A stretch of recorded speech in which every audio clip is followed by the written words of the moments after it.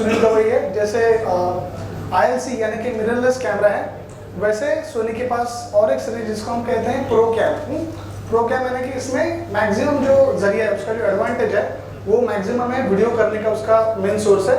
और उसमें क्या क्या एडवांटेज है और हम उसको किस तरह से संजो के रख सकते हैं, उसके बारे में बात करते हैं। तो सबसे पहले हम बात करेंगे कि व्हाट इज सेंसर।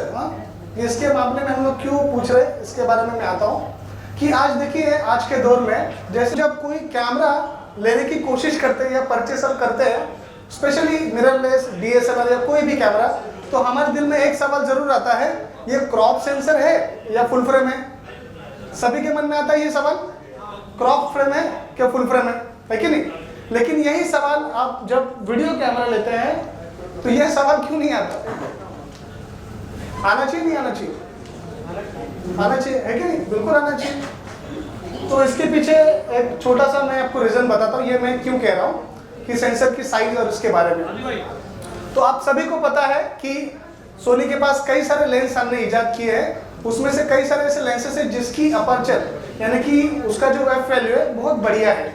बढ़िया का मतलब क्या है? अगर हम फोटोग्राफी की लैंग्वेज में कह लें कि मान के चलो कोई दुल्हन को मैं शूट कर रहा हूँ और मेरे पास कोई भी अपर्चर f2.8 या उससे नीचे का कोई भी अपर्चर रहेगा, तो मैं इनकी फोटो शार्प कर सकता हूँ, पीछे का बैकग्राउंड ब्लर कर सकता हूँ। अगर उसको और संजो भी जाए तो हम उसको बोके इफेक्ट कहेंगे, बैकग्राउंड ब्लर कहेंगे, अच्छी डेप्थ ऑफ फील्ड कहेंगे, ऐसे कई सारे नाम हैं। लेकिन ये 2.8 का अपर्चर हर जगह वेडिंग में यूज होगा, है कि नहीं? मैक्सिमम हमें बहुत बढ़िया लाइट मिलती है 2.8 में, है कि नहीं?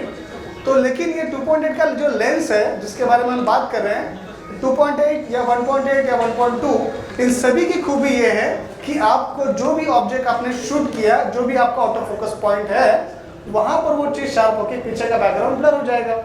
लेकिन ये चीजें बदल जाएगी तब जब आप एक ग्रुप फोटोग्राफ ले रहे हो, 5 या 10 लोग ग्रुप में खड़े हैं, तो आपका अपर्चर 2.8 ही रहेगा या उसको कम या ज्यादा होगा पड़ेगा? क्या करना पड़ेगा आपको? ऐसा करने से क्या होगा? पीछे यानी कि सब कुछ क्या होगा? शार्प होगा, है ना? सब कुछ शार्प होगा। 2.8 में अगर ब्लर होता है और अगर 2.8 की वैल्यू में डिक्रीज करता हूँ यानी कि मैं कम करता हूँ, तब चीजें सब कुछ शार्प हो जाएगी, है कि नहीं? अब ये मैं क्यों कह रहा हूँ, ये आपको सभी को पता ही होगा, बट ये इसके पीछे का रीजन ये है कि जब हम सेंसर की बात करते हैं स्पेशली, तो ऐसे कई सारे लेंसेस है और कई सारे सेंसर्स है। तो सेंसर के बारे में हम बात करेंगे। जब कोई आम तौर पर जब हम क्रॉप सेंसर की बात करते हैं, लगभग 50 या 60 हज़ार की रेंज में आता है कैमरा, क्रॉप सेंसर का कैमरा। लेकिन जब हम फुल फ्रेम की बात करते हैं, जिसका सेंसर बड़ा है ना, उसकी साइज लगभग 1 लाख के आसपास होगी, है कि नहीं? लेकिन उसके ऊपर और एक सेंसर आता है, जब हम कहते हैं सिनेमा कैमरा, फिल्में, जैसे कोई भी फिल्म मान के चलिए, कोई इंडियन फिल्म है, कोई मराठी फिल्म है, वो सारी की सारी फिल्में बड़े कैमरे से शूट होती है। बस आपकी जानकारी के लिए बता देता हूँ, उन कैमरे की बस कॉस्ट जो होती है लगभग 80 लाख या उससे ऊपर होती है। हाँ, 80 लाख या उससे ऊपर होती है, ठीक है यहाँ तक। तो इनका जो 1 लाख का जो सेंसर है, जो फुल फ्रेम हम कहेंगे, अगर उसकी साइज ये है, जो टॉप में बिल्कुल अगर आप स्क्रीन की ऊपरी तरफ देखेंगे, तो अगर इसकी साइज ये है जो फुल फ्रेम का सेंसर है, तो 80 लाख का जो सेंसर है कैमरा, उसकी सेंसर की साइज तो इससे 2 गुना होगी या 4 गुना होगी, है कि नहीं? 80 लाख तो बहुत बड़ी अमाउंट होगी ना। तो हम जब स्टिल कैमरे की बात करते हैं तो हम ये चुनते हैं कि ये क्रॉप है या फुल फ्रेम है। तो फुल फ्रेम की हमारी कीमत, फुल फ्रेम की कैमरे की कीमत 1 लाख से शुरू होती है। लेकिन सिनेमा कैमरा जो बहुत कॉस्टली होती है, उनके सेंसर की साइज अगर सुन के ऐसा लगता है कि सेंसर काफी बड़ा होगा, तो ऐसा नहीं है। सेंसर की साइज यही होती है, फुल फ्रेम से भी छोटी होती है। ये जो सेंसर है ना फुल फ्रेम, इससे भी छोटी साइज होती है, ये साइज होती है उसकी। ऐसा बनाने के पीछे का रीजन क्या हो सकता है? कोई आंसर किसी के पास? डेप्थ जास्ती मिलेगा। तो जो मैंने आपको एक उदाहरण पेश किया था, जिसमें मैं ये कह रहा था, अगर 2.8 में अगर ब्लर हो जाएगा तो 8 में सब कुछ शार्प हो जाएगा, सब कुछ फोकस हो जाएगा। तो सिनेमा का सेंसर, जितने भी बड़े बड़े कैमरे हैं, उन सभी के सेंसर की साइज छोटी होती है फुल फ्रेम के मुकाबले। इतना याद रखिए, भले वो कितना महंगा कैमरा हो। वही टेक्नोलॉजी और उसी का असर ये है, उसके बनाने की पीछे की वजह यह है, जो हम सिनेमा देखेंगे थिएटर में, उसमें तो लगभग 2000 या उससे ज्यादा की संख्या में लोग उपलब्ध होंगे। क्यों? तो पहली छोर की जो रो है यानी कि रो और बिल्कुल आखिरी छोर पर जो बंदा है उन सभी को क्या दिखना चाहिए? शार्प दिखना चाहिए, है कि नहीं? तो सेम वैल्यू सेम एसेट को बनाकर ये सेंसर भी बनाए गए हैं। ठीक है, यहां तक किसी को यहां तक सवाल? सभी वीडियो कैमरे के सेंसर 1 इंच ही होते हैं मैक्सिमम।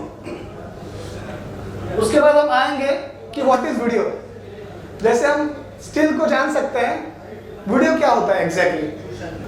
अगर वीडियो को हम सही मायने में अगर कहें तो वीडियो एक दृश्य श्राव्य माध्यम है। दृश्य श्राव्य का मतलब यह है कि आप उसको आप देख सकते हैं और सुन भी सकते हैं, है ना? देख भी सकते हैं और सुन भी सकते हैं। आज मान के चलिए कोई भी आप इमेज खींचते हो, कोई भी फोटो किसी भी दुल्हन की या दूल्हे की, तो फोटो खींचने के बाद क्योंकि आप और मैं हम सभी इस इंडस्ट्री से जुड़े हुए हैं तो हमारी आंख प्रोफेशनली बहुत ज़्यादा डेवलप हो चुकी है। अगर कोई इमेज आप देखते हो तो आपको ये पता चल जाता है कि इसमें ये वाला लेंस यूज़ किया होगा, इसमें दुल्हन बहुत फेयर आई है, शार्पनेस ऐसा आया है, और कोई जानकार बंदा होगा तो ये कहेगा वो थोड़ा सा एंगल इस तरह से रहना चाहिए था, है ना? आपके पास सोचने का मौका होता है हमेशा इमेज में, है ना? वीडियो में ऐसा नहीं होता। वीडियो में ऐसा हो सकता है क्या? वीडियो में ऐसा हो ही नहीं सकता। रीजन ये है कि जब तक आप किसी चीज को समझो वो चीज अपनी आंखों के सामने जा चुकी है।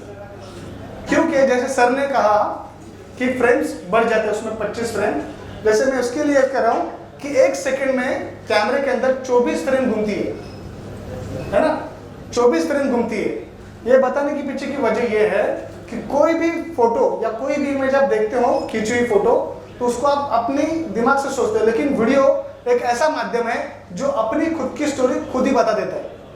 वीडियो हमेशा याद रखिए एक स्टोरी कहने का माध्यम है, उसमें ऑडियो और विजुअल इन दोनों का मिलाप है, इसके लिए हम उसको कहते हैं वीडियो। ठीक है यहां तक? अब हम बात करेंगे रिजोल्यूशन। ये रिजोल्यूशन है क्या? रिजोल्यूशन मतलब एक तरह का एक क्रांति है जो वीडियो के सेगमेंट में आ चुकी है। जैसे कि आज के दौर में हम क्रिकेट मैचेस देख रहे हैं, कबड्डी, ये सब मैचेस, तो आज के ज़माने के क्रिकेट और पहले के ज़माने की क्रिकेट, इसमें कोई भी चीज़ें बदली नहीं है। लेकिन अगर आप गावस्कर की मैचेस देखोगे और आज की मैचेस देखोगे तो आपको यह पता चल जाता है कि कितना बड़ा डिफरेंस है। उन मैचों में अगर आप देखोगे, जब तक कि वहाँ पर खड़ा हुआ अंपायर वो 4 नहीं देता तो हमें पता ही नहीं चलता कि वो 4 गया है। आज की मैच में दौर ऐसा है कि अगर गेंद अगर बैट पर लग जाती है तो बैट लगने के बाद आप खुद ही बता सकते हो 4 है या 6 जाने वाला है। इसके पीछे का रीजन है कि उसका जो रिजोल्यूशन है, यानी कि जो टेक्नोलॉजी है, उसमें काफी बदलाव आ चुका है। जो पहले वीडियो शूट हुआ करते थे वो सारे के सारे 640 या 480 या 720 इस माध्यम से आहिस्ता आहिस्ता बढ़ने लगा और आज 4K का दौर है। आज हमारे पास, क्योंकि मुंबई के अलावा इतना नहीं चलता, बट आज हमारे क्लाइंट की ये डिमांड है। आज हमारे क्लाइंट पूछते हैं आपको, अरे वो बड़ा वाला लेंस लाएगा वाइड वाला, आप लोगों को मस्त ब्लर चाहिए पीछे, ऐसा है ना? ऐसा क्लाइंट पूछ रहे हैं। तो आज का दौर यह है कि कस्टमर, आप जैसे टेक्निकली स्ट्रांग होते जा रहे हो वैसे कस्टमर भी आपके साथ टेक्निकली स्ट्रांग होते जा रहे हो। एमेच्योर लोग, जहाँ पर वेडिंग शूट हो रही है वहाँ पर कितने ऐसे बंदे या मेहमान आ चुके हैं जो उनके पास भी खुद के पास एक क्रॉप या फुल फ्रेम कैमरा होता ही है। तो technically they are also sound. तो उस तरह से हमें भी अपने आप को थोड़ा सा आगे लेके जाना है। तो रिजोल्यूशन का मतलब ये हो गया कि आप जैसे जैसे फुल एचडी और 4K में शूट करेंगे, इसका एडवांटेज ये है कि आपको डिटेल मैक्सिमम मिलेगी। अगर कोई चीज़ मोशन में है तो उसकी डिटेल आप ज़्यादा से ज़्यादा कैप्चर करने की कोशिश करता है कैमरा। उसके बाद अगर आप वीडियो को शूट करते हो, स्पेशली वेडिंग में, तो कई सारे वीडियो अलग अलग फॉर्मेट है, AVCHD, MP4, ऐसे कई सारे वीडियो फॉर्मेट है जो आपको यूज करने पड़ेंगे। लेकिन AVCHD ये जो फाइल फॉर्मेट है, ये एग्जैक्टली ये बहुत कंप्रेस फाइल फॉर्मेट है। AVCHD का अगर फुल फॉर्म कहा जाए, audio video advance video clear high definition. AVCHD जो फाइल बनाई गई है ये इंटेंशनली जानबूझ के केवल मीडिया पर्पस के लिए बनाई गई थी। मीडिया यानी कि न्यूज़ पीपल, न्यूज़ वालों के लिए इसके लिए बनाई गई है कि वो जल्दी से जल्दी डेटा ले ले और जल्दी से जल्दी लाइव प्रक्षेपित करे टीवी या किसी सैटेलाइट के माध्यम से। AVCHD से ज़्यादा अच्छा माध्यम है MP4 में आप शूट करेंगे तो वो बढ़िया क्वालिटी देगा, जो कि मोशन पिक्चर है। जो कि मोशन पिक्चर का मतलब ये है कि आप मोबाइल की स्क्रीन से लेकर थिएटर की स्क्रीन तक कहीं पे भी वो फाइल फॉर्मेट बहुत अच्छी तरीके से शूट कर सकते हो। फिर उसके बाद सोनी ने खुद का एक फाइल फॉर्मेट लाया जो AVCHD शूट करना नहीं चाहते, यानी कि कम समय में आपको ज़्यादा ड्यूरेशन शूट करना है बट क्वालिटी उसमें कंप्रेस हो जाती है, अगर आपको ऐसा नहीं करना है तो सोनी की तरफ से XAVC ये फाइल फॉर्मेट है जो आप हमेशा यूज करेंगे और करना चाहेंगे। इसमें फाइल की जो साइज है बढ़ जाती है लेकिन फाइल का जो रिजोल्यूशन है वो कम नहीं होता। तो मेरा आप सभी से निवेदन है कि आप MP4 से अलावा अगर आप XAVC फाइल यूज करेंगे तो ज़्यादा बेटर रहेगा। फ्रेम्स पर सेकेंड जिसके बारे में ऑलरेडी बता दिया है कि जैसे कि आप अगर पहले फिल्म देखते थे, स्पेशली चार्ली चैपलिन ने ऐसा कुछ फिल्म देखते थे, तब फिल्मों में केवल साउंड ही नहीं आता था, बिल्कुल साउंड नहीं था। तब ऐसा इजाद या टेक्नोलॉजी इस तरह से डेवलप ही नहीं हुई थी कि आपको पता चलता है कि साउंड आपका कैसे आने वाला है। तो आहिस्ता आहिस्ता ये पता चला कि 24 फ्रेम के बाद अगर आप साउंड सिंक कर सकते हो तो 24 फ्रेम्स के बाद ही आपका साउंड सिंक हो सकता है। तो 24 is the first file format, यानी कि ये पहला फाइल फॉर्मेट है फिल्म का। 24 एक्चुअली सिनेमा में यूज होता है। आप जो 25 फ्रेम्स पर देखते हो इट इज एड, जितने भी टेलीविजन पे ऐड देखते हैं आप इट इज 25p, और उसके ऊपर जो भी फाइल फॉर्मेट यानी कि 25 के ऊपर अगर आप 50 करते हो, इसका मतलब ये है कि कोई चीज अगर मोशन में है तो वो जर्की नहीं आएगा वीडियो, उसमें काफी डिटेल मेंटेन रहेगी। मान के चलिए कोई उदाहरण के तौर पर मैं बता रहा हूँ, कोई फुटबॉल खेल रहा है बंदा और उसने अगर किक मारी उस गेंद को, तो जो ग्रास होता है उसके अंदर एक थोड़े से पानी की बूंदे होती है, वो भी दिख जाएंगे आपको। तो ये 4K का हमेशा एडवांटेज रहेगा। मैं ये नहीं कहता कि जब हम वेडिंग शूट करते हैं तो हम क्लाइंट को मैक्सिमम आउटपुट देने की कोशिश करते हैं फुल HD के द्वारा, क्योंकि हमें ये पता है कि क्लाइंट के पास 4K वीडियो है या नहीं है, 4K टेलीविजन है या नहीं है। तो इस तरह से ना करने के बजाय आप एक 4K का वीडियो अपनी जानकारी के लिए रखिए, क्योंकि फ्यूचर में आपको वो 4K का वीडियो एडिट करने में काफ़ी आसानी होगी। जैसे कि मैं MBPS की बात कर रहा हूँ, MBPS यानी कि फाइल को स्टोर करने का सही तरीका। जितना ज़्यादा MBPS, जैसे आप रॉ में फोटो खींचते हो और JPEG में फोटो खींचते हो, तो रॉ की फोटो की साइज जो है बढ़िया होती है, ज़्यादा मेमोरी खा लेती है, एब्जॉर्ब कर लेती है।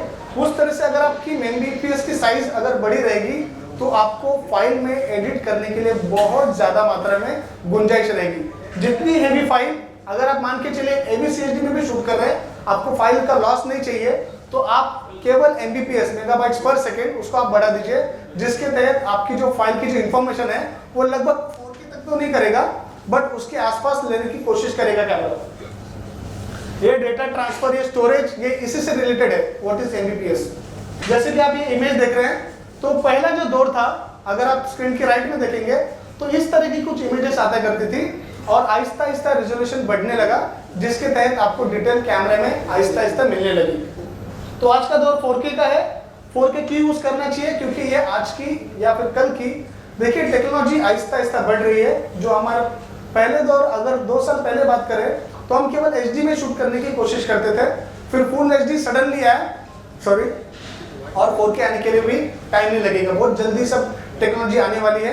आज अगर सुने होगे आपने तो टेलीविजन भी HDR आ गई है, हाई डायनामिक HDR जो टेलीविजन आ रही है वो भी आ चुकी है। तो क्लाइंट के पास अगर आपको कोई डेटा देने के लिए है HDR, तो it is always good. HDR भी अवेलेबल है कैमरे के अंदर बिल्डिंग। सोनी में कई बार आपको कंफ्यूजन होता है कि जैसे कि हमने कहते हैं कि क्रॉप और फुल फ्रेम में क्या डिफरेंस है, वैसे ही सोनी के अंदर 2 अलग अलग तरह के फाइल फॉर्मेट है, और वैसे ही 2 अलग अलग तरह के आपके पास एडवांस और एक नया कैमरा अवेलेबल है, जिसकी सीरीज का नाम है NX Cam और XD Cam। इन दोनों में किसी को कोई डिफरेंस पता है क्या? NX Cam और XD Cam, ऐसी 2 सीरीज बनाई है सोनी ने। NX Cam और XD Cam में अगर सही मात्रा में अगर हम डिफरेंस पता है तो NX Cam में आपको जितने NX Cam लिखे हैं, HXR, NX 100, 200, 80, FIR, ये जितने कैमरे हैं सभी में HDMI सोर्स अवेलेबल है केवल। अगर मान के चलिए शूट करने के बाद या शूट करने से पहले अगर आपको टेलीविजन के माध्यम से आपका आउटपुट देखना है, तो इन कैमरे में केवल और केवल HDMI आउट सोर्स अवेलेबल है, और जो XD कैम है इन सभी में आपके पास HDMI तो है ही है, प्लस SDI आउट भी है। जब कोई लंबा शूट आपको करना पड़े, कहीं कैमरा कहीं दूरी पर जा रहा है, 25 मीटर की दूरी पर आप शूट करना पसंद कर रहे हो, तो आपको HDMI से आपके सिग्नल थोड़े से आउट हो जाते हैं। ऐसे कारण आपके पास XD कैम रहेगा तो सिग्नल आउट नहीं होते SDI केबल से। इनका फायदा क्या है प्रो कैम का? जैसे सर ने बताया, कई लोगों के सवाल थे कि एक प्रो कैम क्यों लेना चाहिए। एज अ फोटोग्राफर मैं खुद ये चाहता हूँ कि मेरे पास एक ही कैमरा रहे जो फोटो भी करे और वीडियो भी करे। बार बार मैं वीडियो कैमरा क्यों लूँ, है कि नहीं। बट एसएलआर में और वीडियो कैमरे में शूट करने का एडवांटेज ये है वीडियो कैमरे में कि आप सबसे अच्छी बात यह है कि आप लंबे समय तक शूट कर सकते हो। जितने भी बड़े बड़े इवेंट है, वो अवार्ड सेरेमनी हो कि ग्रामी अवार्ड हो या ऑस्कर हो, वहाँ पर कहीं पे भी एसएलआर मिररलेस कैमरे यूज नहीं होते। मैक्सिमम जो कैमरे वो केवल और केवल स्टिल के लिए यूज किया जाते हैं। वीडियो कैमरे से शूट करने का फायदा ये है, ये जो वेडिंग्स, इवेंट्स, इंटरव्यूज, यहाँ पर आपको ये इस कैमरे बहुत इजीली शूट कर सकते हैं। इसका मैं मतलब क्यों पूछ रहा हूँ, क्योंकि अगर आप कोई किसी भी एसएलआर कैमरे में आप शूट कर रहे हैं तो अगर आपके पास मान के चलिए 70-200 ये नाम का अगर लेंस रहेगा और सडनली अगर आपको वाइड शॉट लेना पड़ेगा तो क्या करेंगे आप, आपको लेंस चेंज करना पड़ेगा। यहाँ पर आपके पास ये कोई गुंजाइश ही नहीं है, आप कोई भी शॉट मिस नहीं करना चाहते। इनसे सबसे अच्छा एडवांटेज ये है कि बिना लेंस चेंज किए इन सभी कैमरे में 24 mm से लेके 200 तक, यानी कि 24, 25, 50, 85, 100, 200 ये सारे के सारे लेंस दिए गए हैं। और सबसे दूसरा बड़ा एडवांटेज इसके अंदर ये है कि इसके अंदर सर्वो जूम है। एसएलआर में अगर किसी दूरी की चीज को आप नजदीक लेके आने की कोशिश करेंगे तो आपका जूम कैसा रहेगा, हैंडल ड्राइवर ऐसा आप जूम करेंगे। जैसे ही आप हैंडल जूम करेंगे तो आपको ये नजर आएगा कि हल्का सा वीडियो जो है वो थोड़ा सा जर्की आ रहा है, हल्का सा हिला हुआ वीडियो या इमेज जो भी लेने कोशिश कर रहा हूँ। तो ऐसे वक्त में इन कैमरे में आपके पास, इन तीनों कैमरे में, जितने भी वीडियो कैमरे में, इन सभी में आपके पास सर्वो जूम नाम का ऑप्शन होता है। सर्वो का मतलब ये है कि वन टच बटन करके आप जूम कर सकते हो। और वो जूम जो होता है वो इंटरनली जूम होता है कैमरे के अंदर से। जूम करने का इन कैमरे में अलग अलग तरीका है। अगर ये जो कैमरा है, अगर इसके बारे में बात करूं मैं, तो इसमें आप यहाँ से भी जूम कर सकते हैं, हैंडल यहाँ से टॉप से भी जूम कर सकते हैं और यहाँ से भी जूम कर सकते हैं। 3 अलग अलग तरह के रिंग है जिसमें से आप जूम कर सकते हो। और जब मैं स्पोर्ट्स की बात कर रहा हूँ, एसएलआर कैमरे में मैक्सिमम आपके पास 100 और 120 इस तरह का ही स्लो मोशन आप कर सकते हो फ्रेम्स पर सेकेंड। बट ये जो कैमरा है NX80 और Z90, ये 2 सीरीज है सोनी के अंदर, जिसमें आप 1000 फ्रेम्स पर सेकेंड, 1000 फ्रेम्स पर सेकेंड तक शूट करने की काबिलियत इन कैमरे में। तो ये बहुत बड़ा एडवांटेज है। अगर सही मायने में कहूँ तो इन कैमरे में और एक बहुत बड़ा एडवांटेज है कि सभी एसएलआर में हम जब कोई वीडियो शूट करते हैं तो हम ऑडियो लेने की बहुत अच्छी कोशिश करते हैं। तो एसएलआर में जितने भी एसएलआर हैं सभी में ईपी माइक होता है। ईपी मतलब ईयरफोन जो हमारे मोबाइल में होता है, उसी तरह का जैक होता है। लेकिन वीडियो कैमरे में आपके पास एक्सएलआर होता है, एक्सएलआर माइक। इस एक्सएलआर का फायदा बहुत बढ़िया है। अगर आप जैसे में अगर आप सुन रहे हो तो ये जो मशीन है उस मशीन में भी एक्सएलआर जैकेट जुड़ा हुआ है जिसके तहत आप मेरी आवाज सुन पा रहे हो। अगर ये माइक नहीं होता तो मुझे अपनी आवाज बहुत ज्यादा तेज करनी पड़ती थी। एक्सएलआर माइक का बहुत बड़ा एडवांटेज है। जैसे कि आप किसी वीडियो को भी कैप्चर कर रहे हो, जैसे ये वेडिंग में क्यों काम आने वाला है, तो वेडिंग में कई बार कोई सारे म्यूजिक्स या सॉन्ग चलता रहता है। अगर आप इन कैमरा ऑडियो शूट करने की कोशिश करो तो वो जो साउंड है बहुत ज्यादा इतना तेज होता है कि आपको एडिट में उसको कम करना ऑलमोस्ट थोड़ा सा नामुमकिन सा हो जाता है। तो ऐसी सिचुएशन में आपको एक्सएलआर कैसे हेल्प करेगा, मैं इसके बारे में थोड़ी सी जानकारी देता हूँ। एक्सएलआर का एग्जैक्टली फुल फॉर्म है कि उसको फैंटम पावर बोलते हैं। वो कैमरे से पावर जनरेट करके जूम इन जूम आउट करता है। जैसे उसको आप जूम करोगे तो उसका मतलब यह है कि उसको ऑडियो इस तरह से लेनी है। अगर आप वाइड करते हो कैमरे को तो वो ये सोचता है कि मुझे ऑडियो इस तरह से कैप्चर करना है। एक्सएलआर का सबसे बड़ा एडवांटेज ये है कि आपकी जो साउंड क्वालिटी है बहुत ज्यादा क्रिस्टल आती है, बहुत ज्यादा। जैसे कि कोई आप थिएटर में मूवीज वगैरह देख रहे हो और किसी विलन ने, किसी ने अगर गन दागी है तो ऐसा लगता है कि गन जो गोली है कान की दाएं तरफ से गई, बाएं तरफ कुछ है ही नहीं, है ना। वो जो इफेक्ट जनरेट होता है वो सब कुछ साउंड का खेल है। तो इसमें अगर आप साउंड बहुत अच्छा शूट करोगे तो उसमें से आपको और बढ़िया क्वालिटी आएगी। तो जो आवाज़ है ना, ये आवाज़ जनरेट होती है एक अच्छे माइक से। जब आप देखते हो किसी भी फिल्म से, अगर आप उसकी वीडियो और ऑडियो से जुड़ना चाहते हो तो वही बढ़िया फिल्म है। कभी भी वीडियो में कह रहा हूँ, कोई भी वेडिंग हो या कुछ भी ऐड हो तो हमेशा उसमें स्टोरी होना बहुत जरूरी है। हाँ, स्टोरी के बारे में हम बाद में आते हैं कि स्टोरी टेलिंग कैसे की जाए। तो मैं ये कह रहा था कि वेडिंग, इवेंट्स, इंटरव्यू, ये जो सब चीजें हैं ना, ये लंबे समय तक का शूट होने वाला है। ऐसा आप कहीं किसी को बोल नहीं सकते स्टॉप। इसके लिए आपको वीडियो कैमरे की ज्यादा जरूरत लगेगी। जैसे आपको पता है Sony world's largest manufacture camera है। जैसे मैंने बताया आपको, ये फुल फ्रेम कैमरा नहीं है, बट स्टिल का फुल फ्रेम इज 36x24, जिसको हम फुल फ्रेम कहते हैं 36x24, ये स्टील का फुल फ्रेम है। वैसे ही वीडियो का फुल फ्रेम होता है 22.8x16, जो इन कैमरे का सेंसर साइज है। स्टील का फुल फ्रेम अलग होता है, वीडियो का फुल फ्रेम अलग होता है। अगर कोई कहता है कि ये सुपर 35 है, इसका मतलब ये है कि वो वीडियो कैमरा या सिनेमा कैमरे की बात कर रहा है, और जब कोई कह रहा है नॉर्मल फुल फ्रेम है क्या, तो वो स्टिल कैमरे की बात कर रहे हैं, ना कि वीडियो कैमरे की। दोनों अपने अपनी जगह पर अलग अलग है। और मैं इस सेंसर के साथ इसके लिए कह रहा हूँ कि इनमें कैमरा में मैक्सिमम शार्पनेस होता है। शार्पनेस ये क्यों होता है, इसके पीछे का मैं एक रीजन और एक बता देता हूँ। देखिए, सोनी में ये SLR भी हमारा ही बेबी है और वीडियो भी हमारी ही बेबी है ना, दोनों को इकट्ठा हमें डेवलप करना है। जब हम वीडियो की बात करते हैं, किसी भी आप SLR में अगर आप मान के चलिए कोई वाइड एंगल आपने लेंस लगा दिया, ठीक है, मान के चलिए 16 mm लगा दिया, अगर आपकी आंखों के सामने, कैमरे के सामने कोई पिलर है, तो पिलर टेढ़ा हो जाएगा ऐसा। कब हो जाएगा ऐसा? होगा नहीं होगा? होगा, है ना?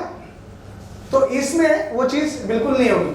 देखिए, कोई चीज पिलर टेढ़ा है ना, तो अगर वो इमेज के माध्यम में अवेलेबल है, तो आप उसको सीधा करने के आपके पास गुंजाइश है, जिसको हम एडिटिंग में अगर आप जाओगे तो पैचिंग नाम का ऑप्शन आता है, जिसके साथ पैच कर सकते हो। बट वीडियो में अगर आप वेडिंग कर रहे हो और दूल्हा दुल्हन से आप वाइड एंगल शॉट लेके कोई दुल्हन टेढ़ी लग रही है, तो ये इम्पॉसिबल है कि आप उसको सही कर सको। हाँ, तो मैं ये कह रहा हूँ कि वीडियो कैमरे में मैक्सिमम शार्पनेस होता है, का मतलब ये भी शार्प होता है, और चीजें जो सीधी दिख रही है वो सीधी की सीधी ही रहेगी, ना इस तरह जाएगी ना उस तरह जाएगी। ये बहुत बड़ा एक एडवांटेज है वीडियो कैमरे में। बट SLR में भी दूसरा एडवांटेज है। यहां तक ठीक है?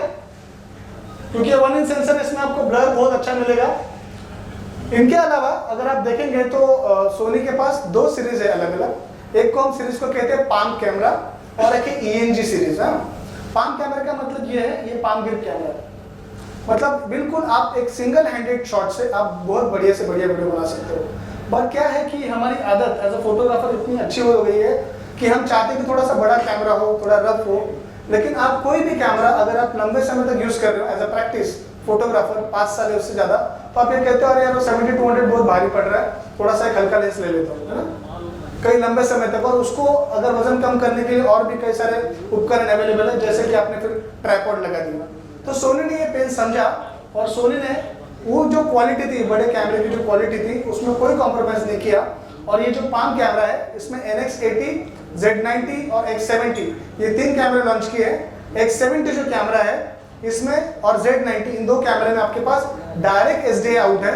NX80 जो सीरीज है जिसके बारे में मैं कह रहा था, NX80 और XD कैम, NX80 में केवल आपके पास SDI आउट नहीं है, बाकी Z90 और NX80 दोनों में कुछ भी डिफरेंस नहीं है। पर इन कैमरे में ये एडवांटेज है कि आप कहीं पे भी कैसे भी बहुत बढ़िया से बढ़िया शॉट आप ले सकते हो।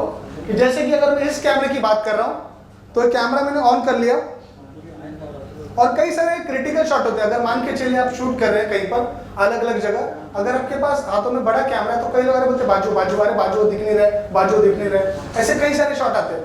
क्योंकि आपके लिए भी उतनी इंपॉर्टेंट है शादी शूट करना, और उनके लिए उतना इंपॉर्टेंट है शादी को देखना, क्या हो रही चीज है, क्या रस्में हो रही है। तो इन कैमरे में मैं अपना एक शॉट लेता हूँ जो मैं आपको बताना चाहूंगा कि मुझे ये कैमरा क्यों पसंद है। कि जैसे मान के चलिए यहाँ पर अभी फॉर एग्जांपल यहाँ पर एक शादी हो रही है, दूल्हा दुल्हन बैठे हुए हैं, और अब मैं ये शॉट लेने की कोशिश करता हूँ, और हमेशा एक शॉट लेता हूँ कि जैसे मान के चलिए रो जो बैठी है ना, ये पहली रो और ये पहली रो, यहाँ पर उस वक्त उस शादी के दिन सारे के सारे पेस्ट्री लोग हैं ना, सबसे इंपॉर्टेंट जो व्यक्ति है यहाँ पर बैठे हुए, जैसे हर शादी में होता है। तो हम ये शॉट कैसे लेंगे, मान के चले मैं वहां से शूट कर रहा हूँ और ये कैमरा कहीं पे डिस्टर्ब भी नहीं हो रहा है, मैंने शॉट लेके यहाँ पर आ गया, ये रिकॉर्डिंग कर लिए। ये जो व्यक्ति बैठे हैं ये मान के चलते हैं कि दूल्हा और दुल्हन के माँ पिताजी बैठे हुए, इनकी दोनों को चेहरा नहीं लिया मैंने, यहाँ पर रिकॉर्डिंग शुरू करी, रिकॉर्डिंग आया, रिकॉर्डिंग करते करते करते करते मैं यहाँ पर आ गया जहाँ पर दुल्हन है,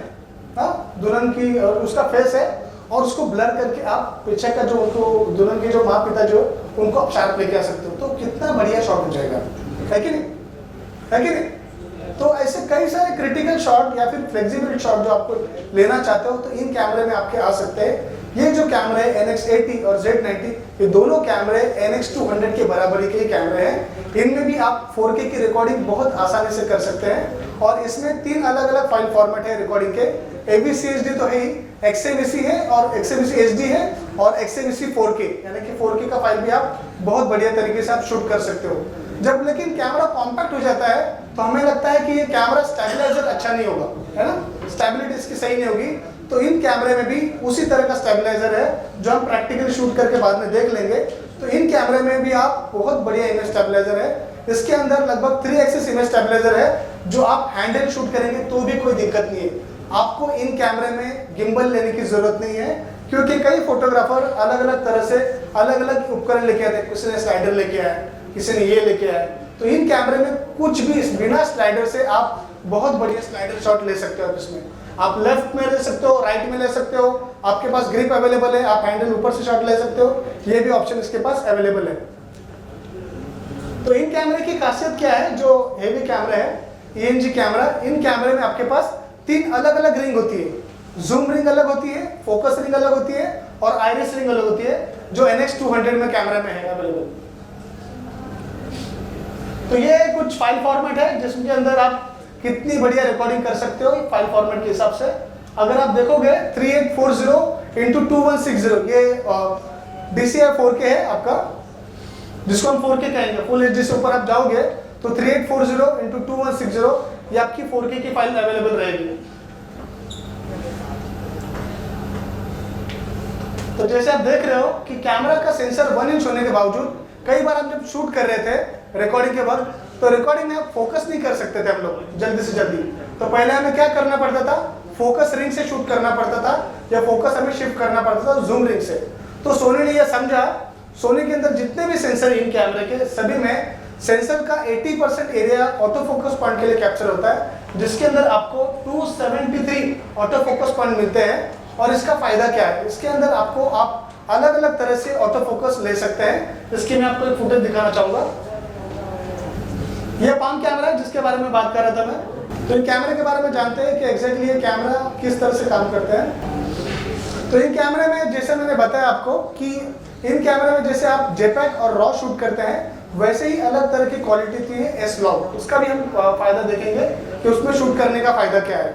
और कई बार जब आप वीडियो शूट करते हैं ना, तो देखते हैं कि आपने अगर वीडियो देखी पहले जो विशाल पंजाबी ने शूट की थी RX0 कैमरे से, है ना, वो वीडियो कितनी बढ़िया थी, है ना, फिल्म का फुटेज जो कितना बढ़िया होता है। तो हमारे कैमरे में हम ये फुटेज कैसे कैप्चर करें, तो इन कैमरे के अंदर, सोनी के अंदर अलग अलग एक फीचर है जिसको हम कहते हैं पिक्चर प्रोफाइल। तो इन कैमरे में, इन पाम कैमरे में भी और NX200 में भी ये पिक्चर अवेलेबल है, जिसके अंदर आप आपकी खुद की पिक्चर प्रोफाइल सेट कर सकते हो। तो ये NX80 की ये फाइल है। इनके एडवांटेज क्या है, ये NX80 और Z90 कैमरा है जो है, कॉम्पैक्ट होने के बावजूद भी इसके अंदर कितनी बढ़िया क्वालिटी है और क्या क्या खूबियां हैं, इसकी थोड़ा सा फीचर के बारे में स्लाइड है।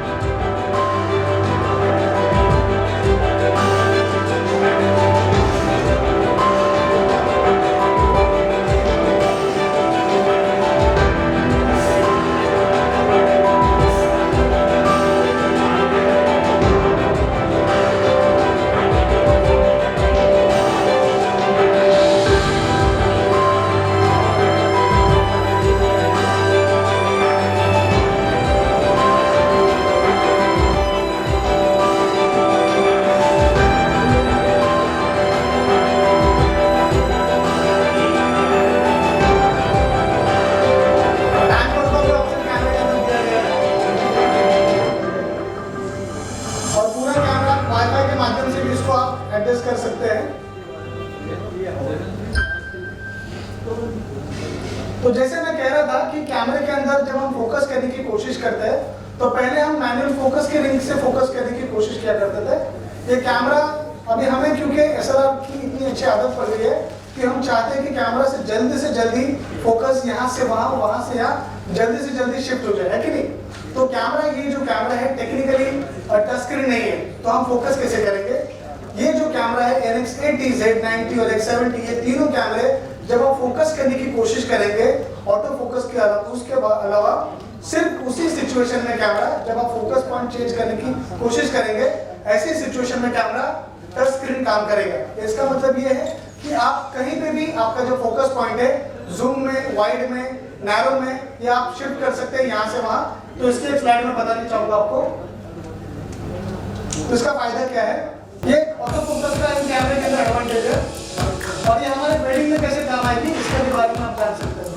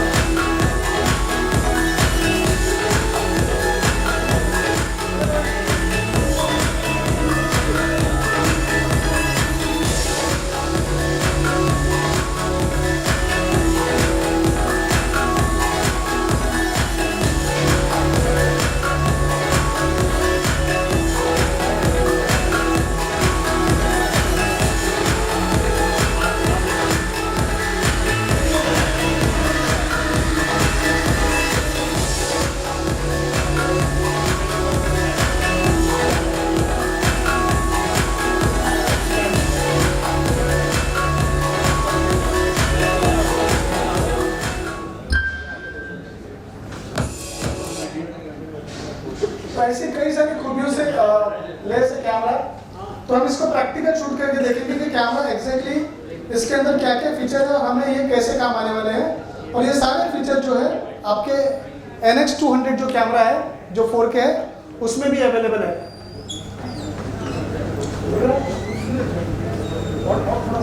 तो कैमरे के जब हम मेन्यू में जाएंगे फर्स्ट, तो आप देखेंगे तो कैमरे के अंदर आपके पास ISO और गेन नाम का ऑप्शन अवेलेबल है। हम हमेशा ISO के बजाय गेन रखने की कोशिश करेंगे। गेन में आपको हमेशा एक्सपोजर ज़्यादा देने की कोशिश करता है कैमरा, जो ISO की जगह हम गेन रखेंगे। दिख रहा है आपको? गेन में आपको मैक्सिमम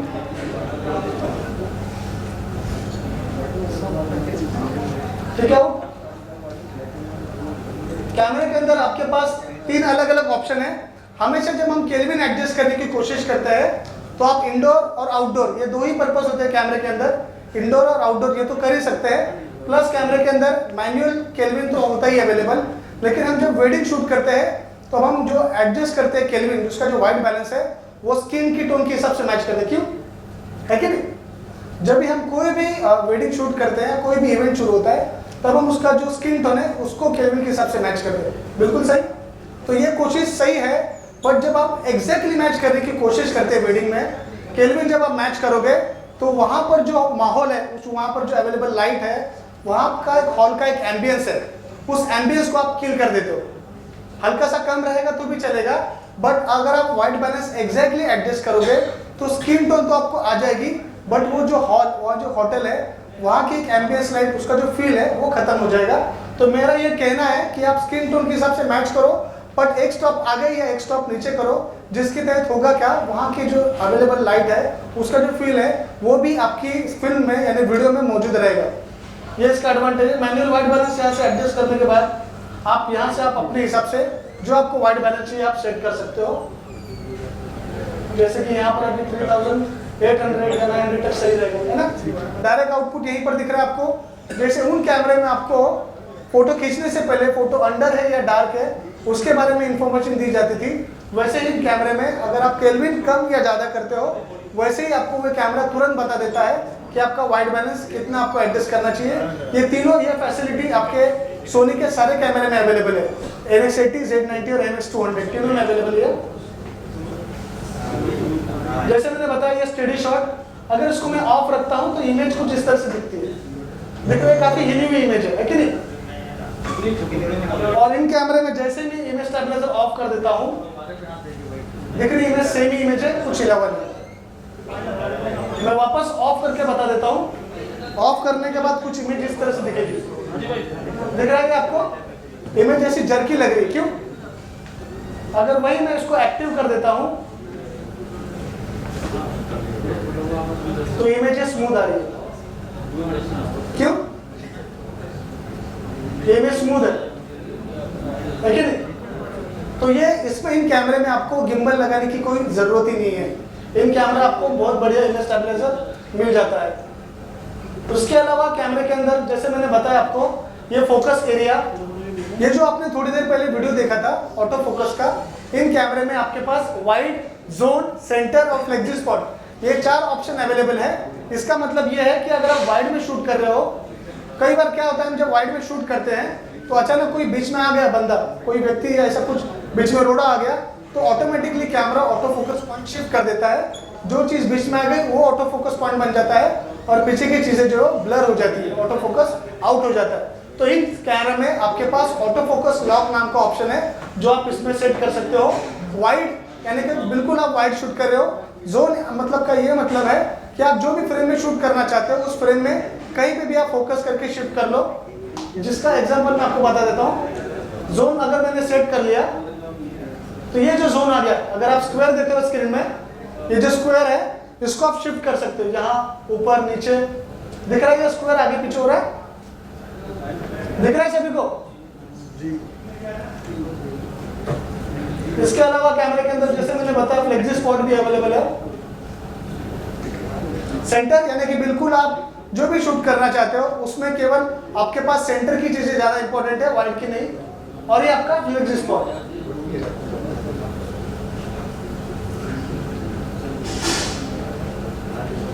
फ्लेक्सी स्पॉट में आप जहां चाहो आपका शिफ्ट कर सकते हो फोकस। वो जो छोटा स्क्वायर दिख रहा है वो स्क्वायर के हिसाब से अगर आप मुझे फोकस के लिए चेंज करना है तो ऑप्शन अवेलेबल है। आप जहां चाहो फोकस शिफ्ट कर सकते हो। यानी कि सिचुएशन कैसी भी हो, अगर आप वाइड एंगल शूट करें, कोई स्टेज का शॉट है, कोई लाइव इवेंट है, वहां पे पर आपके काम का आएगा चीजें फंक्शन ये है। कहीं आप जूम कर रहे हो, ज्यादातर आप जूम और जूम आउट करते हो, तो ऐसे सिचुएशन में आपके पास फ्लेक्सी स्पॉट अवेलेबल है जिसके तहत आप अपना ऑटो फोकस पॉइंट का लेफ्ट से राइट, सेंटर कहीं पे भी आप शिफ्ट कर सकते हो। और सब हो सकता है क्या? ऑटो फोकस पॉइंट केवल, हाँ सर मोस्टली क्या होता है शादी ब्याह में स्टेज का वाइट बैलेंस अलग रहता है, ग्राउंड का अलग रहता है, बार बार चेंज करना पड़ता है, तो वाइट बैलेंस सेव। इसके लिए कैमरे के अंदर एक ऑप्शन है सर, आप ये इंडोर अलग रख दो,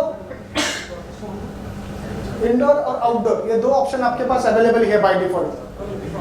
वो प्रॉपरली होते सर, इसके लिए आपको फिर मैन्युअली करना पड़ेगा। मतलब ग्राउंड का अलग वाइट बैलेंस करके समझ गया मैं, आप एक ही वक्त पे एक ही वाइट बैलेंस एडजस्ट कर पाओगे सर, दो नहीं होंगे। तो फिलहाल मैंने मैनुअल सेट कर दिया।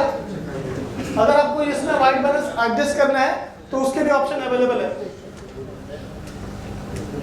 और ये आपका ऑटो फोकस ड्राइव, कई बार हम जब फोकस करते हैं तो चीजें हमें बहुत जल्दबाजी में करनी पड़ती है, आपको बहुत सारी चीजें बहुत फ्लेक्सिबल हो जाती है।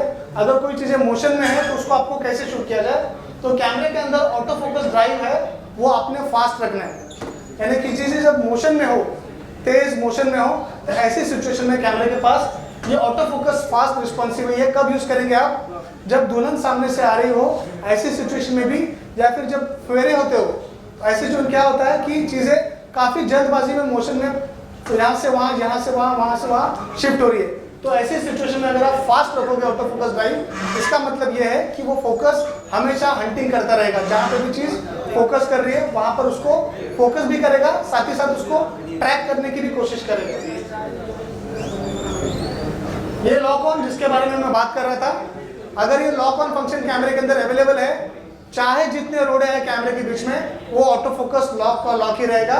ये फंक्शन वाइड में भी अवेलेबल है, फ्लेक्सी जोन में भी अवेलेबल है, सेंटर में भी अवेलेबल है, जहां चाहे आप वहां पर आपका ऑटो फोकस लॉक कर सकते हैं।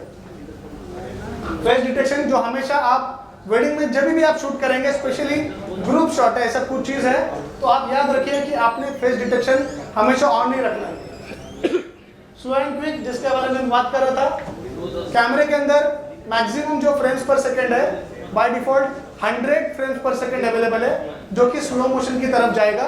इसके अलावा अगर आप फ्रेम्स पर सेकंड, यानी कि अगर आप स्लो मोशन का इफेक्ट लंबे समय तक चाहते हो, तो कैमरे के अंदर 1000 फ्रेम्स पर सेकंड तक अवेलेबल है ऑप्शन। उसके लिए जहां पर ऑप्शन जाना है, और ये रहा 1000। कोई भी कैमरा आज के मुकाबले इसके कॉम्पैक्ट में कोई भी कैमरा आपको 100 फ्रेम्स के ऊपर शूट नहीं कर पा रहा है। ये 1000 फ्रेम यानी कि 1000 फ्रेम्स पर सेकंड आपको स्लो मोशन शूट करने दे रहा है। कोई भी कितनी भी तेज चीज हो वो बिल्कुल धीमी हो जाएगी।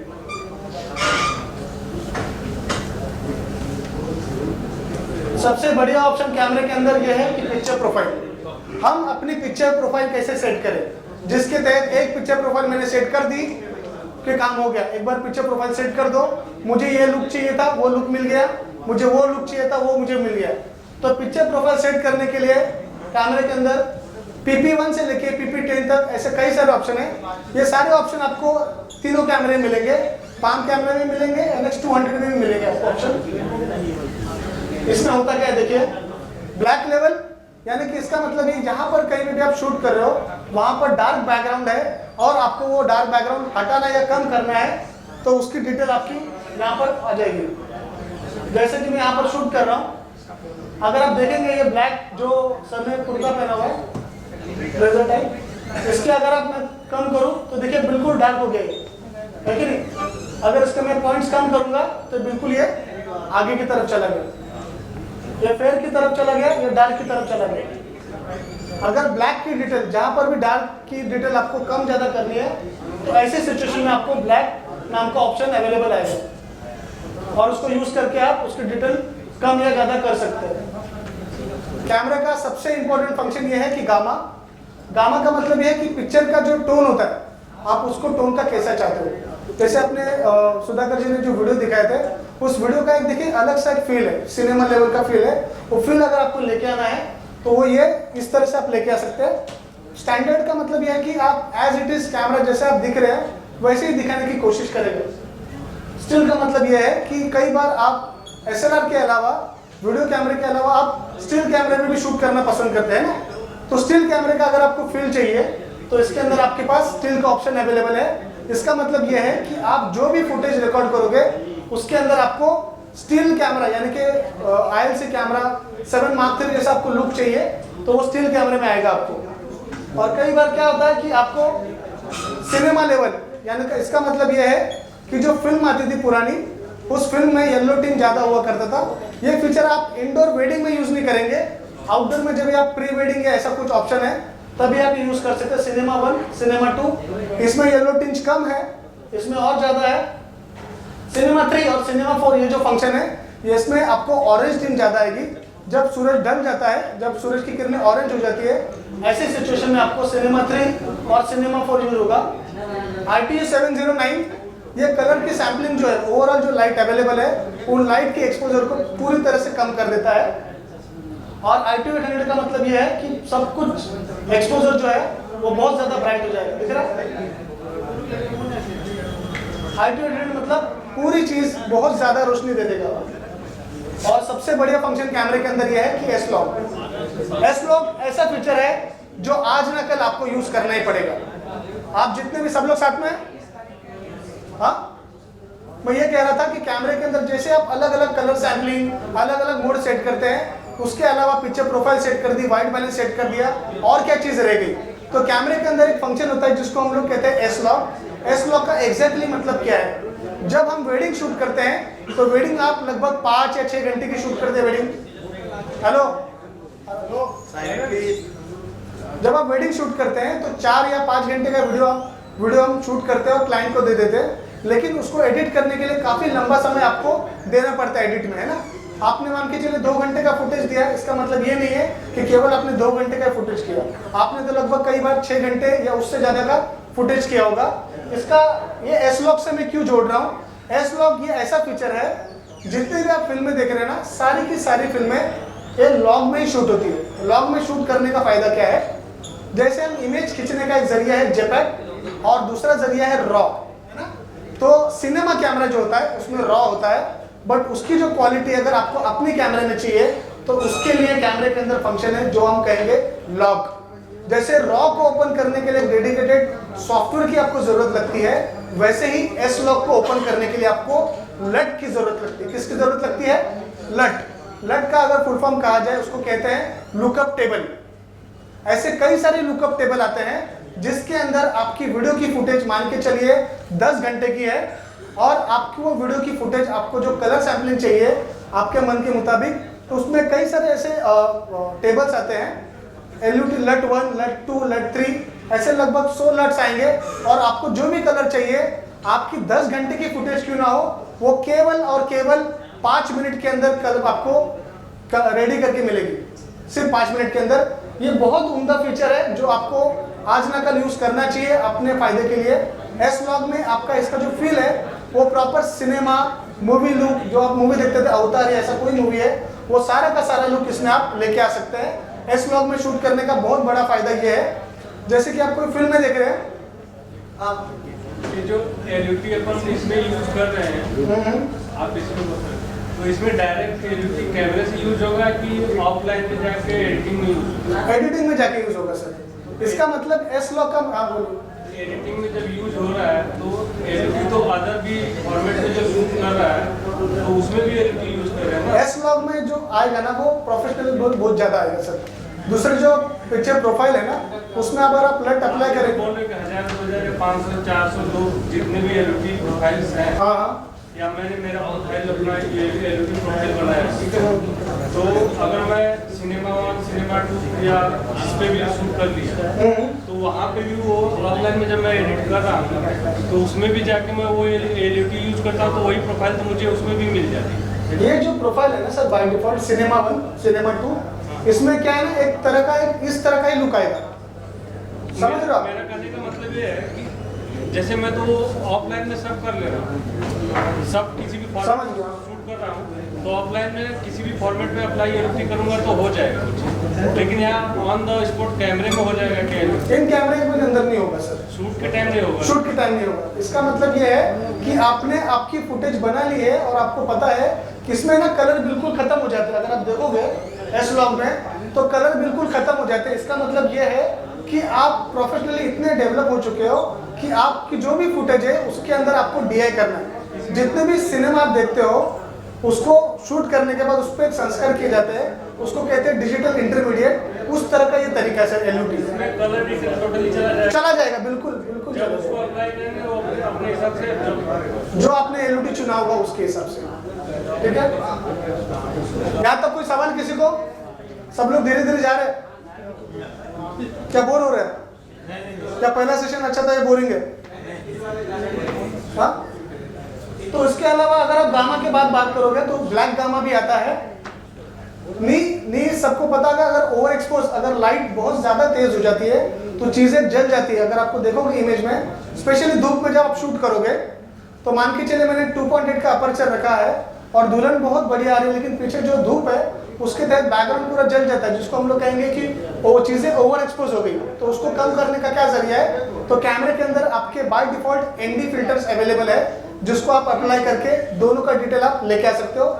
ये ND फिल्टर तीनों कैमरे में अवेलेबल है, ठीक है। यहाँ तक वो नी का मैं मतलब बता रहा था। नी मतलब क्या है कि वो जो चीजें ओवर एक्सपोज हो रही है उसको आप कम कर सकते नहीं, उसको घुटने जैसा आकार है, इसके लिए उसको नी कहते हैं। जो आपका गामा रहेगा सेम आपका कलर सैंपलिंग भी रहेगा। गामा अलग है और कलर मोड अलग है।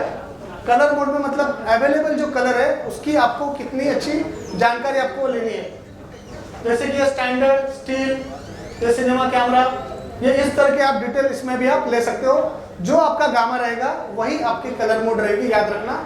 अदरवाइज कलर और गामा दोनों का तालमेल साधना थोड़ा सा मुश्किल हो जाता है, अनलेस और अनटिल आप अच्छे एडिटर हो, ठीक है। यहाँ तक तो उसकी फुटेज बता देता हूँ कि मैं इसमें क्या आता है। और सैचुरेशन, अगर आपको कई बार अगर आप देखते हो तो इस कैमरे में थोड़ा सा मुझे ब्राइटनेस ज़्यादा है, इसमें रेड थोड़ा कम दिख रहा है, तो इसके पीछे का रीज़न है सैचुरेशन। जितना आप सैचुरेशन थोड़ा सा बढ़ाएंगे तो उतने अच्छे आपको कलर्स में, स्पेशली ब्राइडल जो होती है दुल्हन, उसमें रेड कलर का जो पहनावा होता है वो ब्राइट कलर होता है।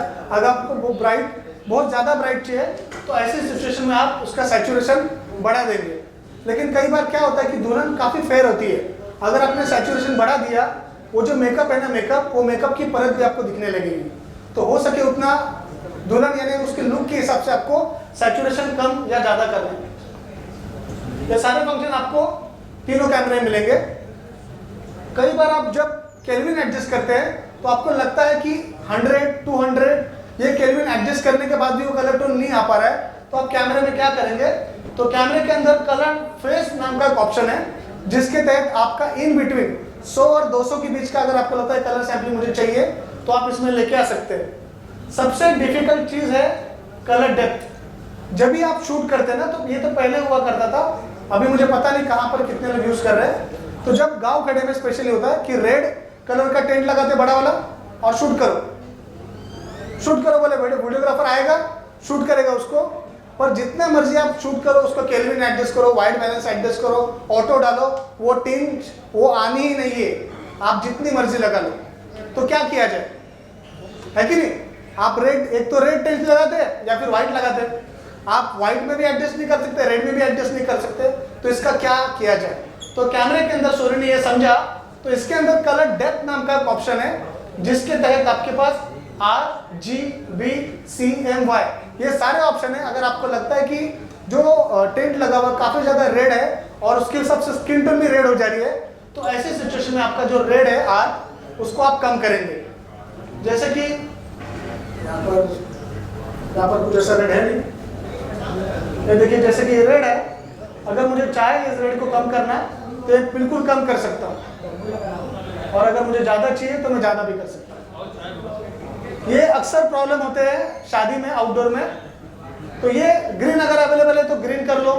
अब ये ग्रीन की यूज़ करेंगे जब आप प्री वेडिंग या ऐसा कुछ ऑप्शन शूट कर रहे हैं आउटडोर में स्पेशली, तो आपको ग्रीन ज़्यादा है वहाँ पर, जैसे जुहू बीच हो गया या माथेरान हो गया, ऐसी कई जगह जहाँ पर ग्रीनरी ज़्यादा अवेलेबल है, फूल पेड़ पौधे ज़्यादा है, तो ऐसी सिचुएशन में अगर आप ग्रीन हाईलाइट करोगे तो ज़्यादा अच्छा रहेगा। तो ये सारे ऑप्शन इसमें अवेलेबल है, रेड, ग्रीन, ब्लू।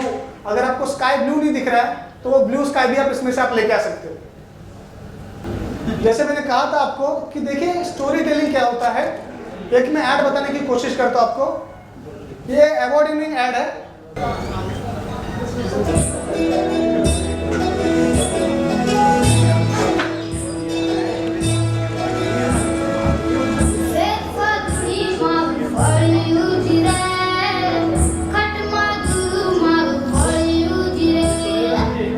Pagman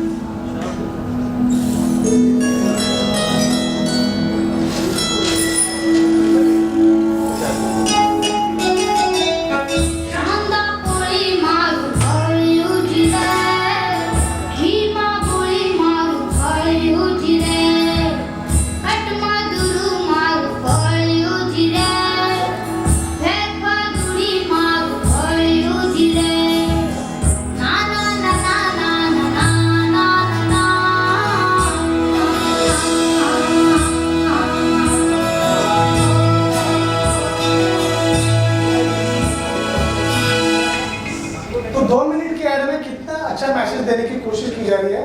तो मैं ये इसके लिए कह रहा हूँ, वीडियो में हमेशा स्टोरी होनी ही चाहिए।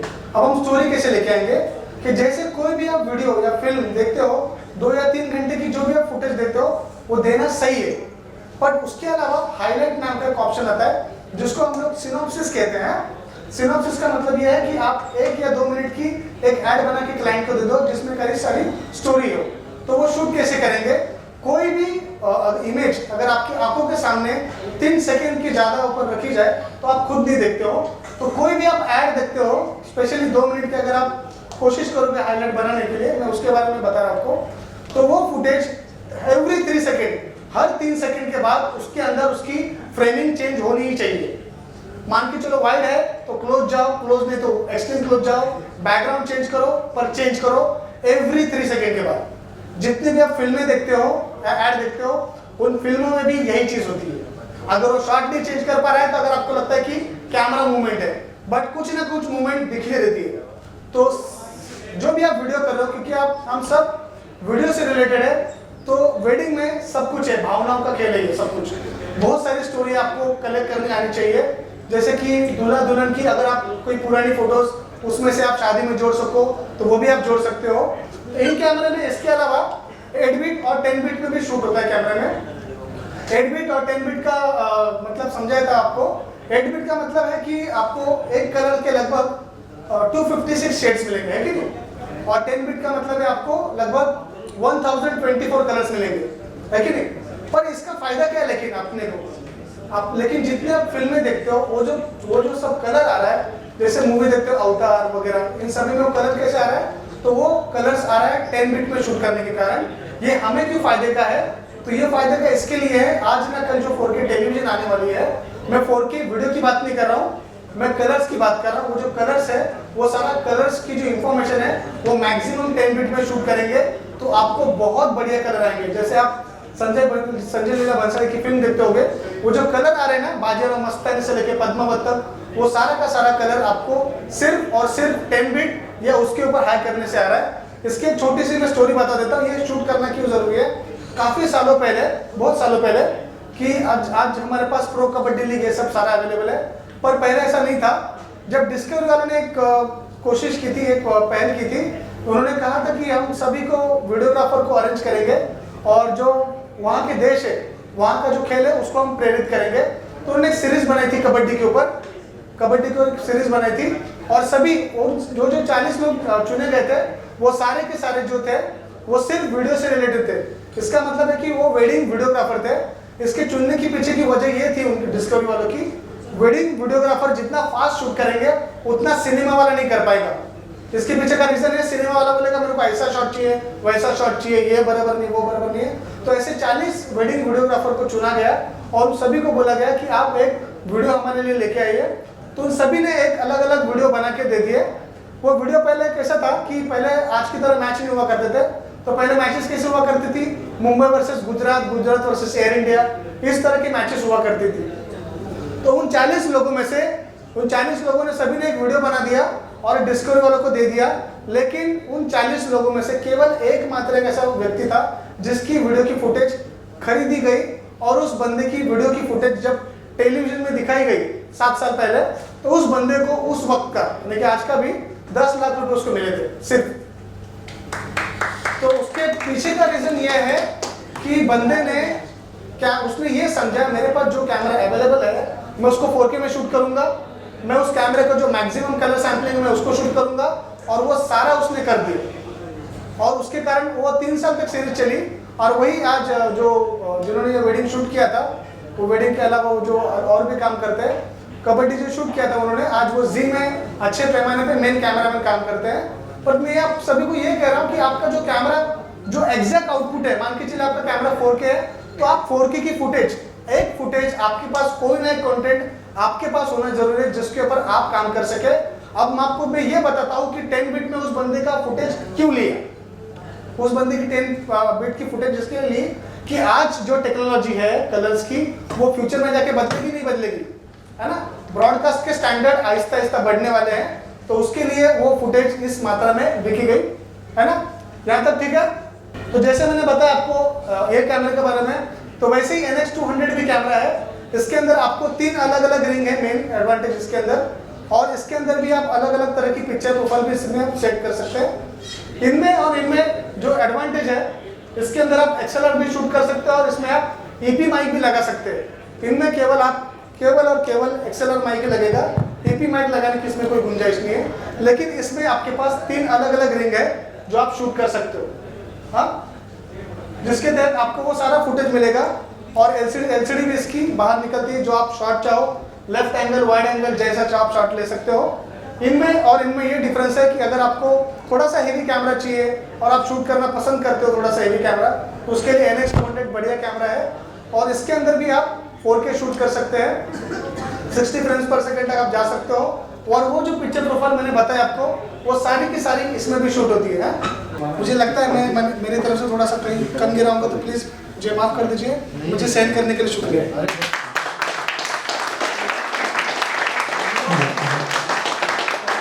थैंक यू सुनील भाई, थैंक यू सुधाकर जी। अभी मेन बात पे आते हैं। बहुत सारे मेंबर्स यहाँ से चले गए हैं। सबसे पहले तो मैं यूपी MP जी का धन्यवाद करता हूँ, जिनके माध्यम से आज का प्रोग्राम यहाँ पे ऑर्गेनाइज हुआ। और दूसरी बात कहना चाहता हूँ, मेन चीज़ जो है प्राइस को लेकर, कि आपने टेक्नोलॉजी सीख ली, सब कुछ दे लिया, लेकिन जब तक आप खरीदोगे नहीं तब तक यूज़ नहीं करोगे। तो अगर किसी को प्राइस रिलेटेड कोई क्वेश्चन है तो मुझे कोऑर्डिनेट कर सकता है। इसके अलावा बजाज EMI, बजाज फाइनेंस भी हमारे पास है, अगर किसी को फाइनेंस पे लेना है तो भी पॉसिबिलिटी है। और फोटोग्राफी रिलेटेड कहीं भी कुछ भी आपको प्रॉब्लम्स आता है, इशू आता है, तो आप मुझे कोऑर्डिनेट कर सकते हो, मैं आपकी 100% हेल्प करूँगा।